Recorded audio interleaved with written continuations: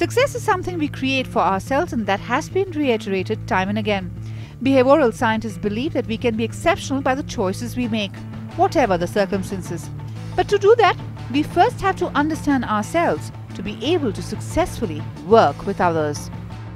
So the skills are built on what really you built on as an individual, your skills of internal drive, your skills of feeling responsible for what you're driving. They did this very interesting research. They found people who have a sense of controlling their own outcomes, controlling their own destinies, do far better at careers, do far better in terms of health, do far better in terms of stress, to the extent that they even exposed a group of people to viruses, and they found the incidence of disease on people who really thought that they had control of their destinies versus those who didn't feel that, sense that control was higher. Now, leaders do that very well. So leaders are largely internally driven. McClelland said it beautifully. He said these three needs, the need for achievement, the need for power, and the need to affiliate. In leaders, especially in organizations, the need to influence is usually the dominant need. It's a desire to influence others. It's a desire to first see your views actually getting enforced, but then socialized power takes the form of really having influence on the overall outcome, and having a need for achievement which is a little subservient to that. It's possible for leaders to move in that direction. But tell me something very, very interesting, because you can find different combinations of this need in different leaders. That's right. Very often in sales-driven kind of very achievement-focused jobs or functions, the need for achievement would be higher. But do you think that there is a combination within this which is perhaps best suited for a leader in terms of that perhaps influence is better suited than achievement? How does it work? What McClelland studied extensively and found was a need for achievement works very well with entrepreneurs, right, where my way is the way. Now, it may work for a while, but if you are not able to develop the need for influence as your dominant need, if that isn't your dominant need, chances are you will struggle when you get into an interdependent way. And that is something that leaders need to recognize, that it's not just having your way, it's about having your way. You can have your influence, but there are enough people, they're giving them the space to really perform. And that's an important quality a leader should have, the ability to bring the best out of others. What a good leader also should have is a clear vision. Now, you may have a quick urge as an organization to go in for the low hanging fruit, to go in for the quick kill. What leaders are able to do is recognize if that fits in with the long term vision, go ahead and do it. If it doesn't, they have the power to say, let's not do it. It was a concept defined beautifully in Good to Great. It's called the hedgehog concept. And it said, the hedgehog, what they took from the animal was its simplicity in the way it goes about its work. And they said what you're deeply passionate about, what drives your economic engine, and what you're really good at. Where these three intersect, just go ahead and do that.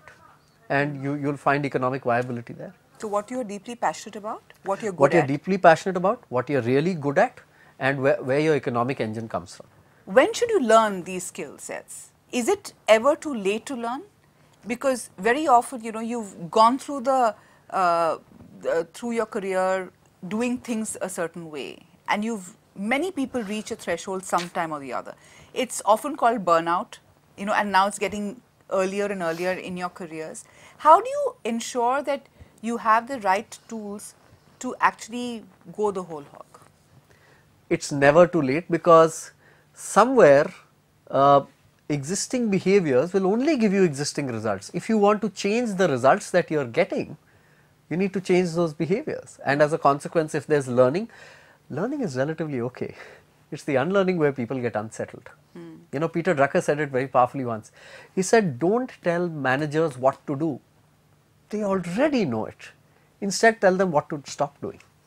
And that's the unlearning piece. What is not working for me, what is dysfunctional, and can we just let go? And that's where we find a lot of managers, the more successful the manager, the more they struggle with letting go of a behavior which they believe got them success. To their credit, it did get them success, but the context changed. It's no longer relevant. So how early does this happen? Because everything is now so fast forwarded in terms of career paths.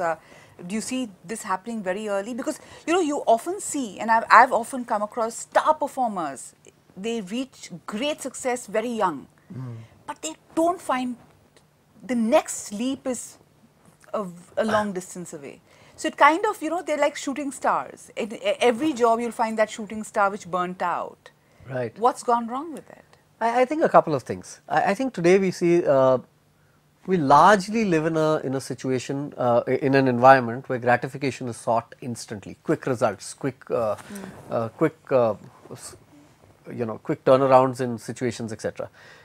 But somewhere the people who are able to sustain long careers are the folks who are able to recognize that there is a pacing to it, there is a readiness for it. Nowhere am I saying please slow down, but I am saying please recognize what are you ready for it.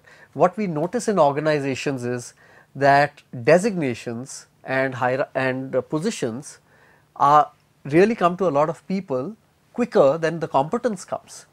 And somewhere there is a trade-off that organizations are able to make, a few organizations are able to make, where they are saying, are you really ready? Otherwise you suddenly have somebody who is not too old and they have reached some place but without having the necessary competence, and that is where burnout, stress, etc., all that happens. With the challenging environment we work in, being able to cope with the pressure in the long run is crucial. How do you perform consistently when expectations are high? We tell you when we return.